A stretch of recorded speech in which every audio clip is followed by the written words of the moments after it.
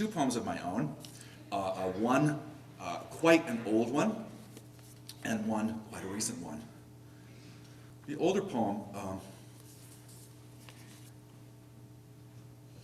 a text of thwarted affection, denied desire, has to do with a young man named Charlie Howard, who was murdered in Bangor, Maine in 1985 when he was thrown from a bridge by a group of teenage boys.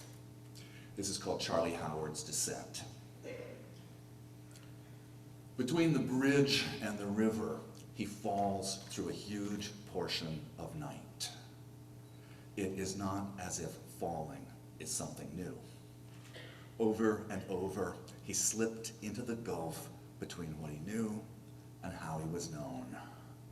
What others wanted opened like an abyss. The laughing stock clerks at the grocery, women at the luncheonette, amused by his gestures.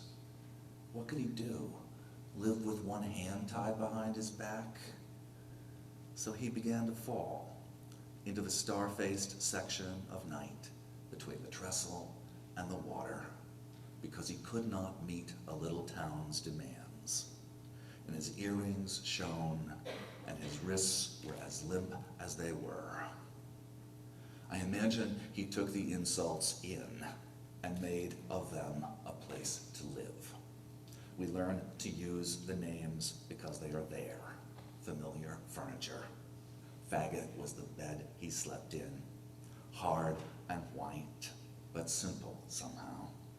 Queer, something sharp, but finally useful. A tool.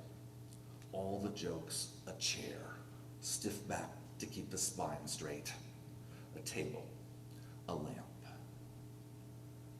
And because he's fallen for 23 years, despite whatever awkwardness his flailing arms and legs assume, he is beautiful.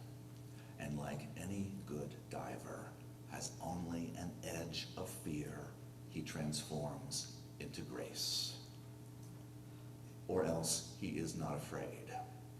And in this way climbs back up the ladder of his fall, out of the river, into the arms of the 3 teenage boys who hurled him from the edge, really boys now, afraid, their father's cars shivering behind them, headlights on, and tells them it's all right, that he knows they didn't believe him when he said he couldn't swim, and blesses his killers in the way that only the dead can afford to forgive.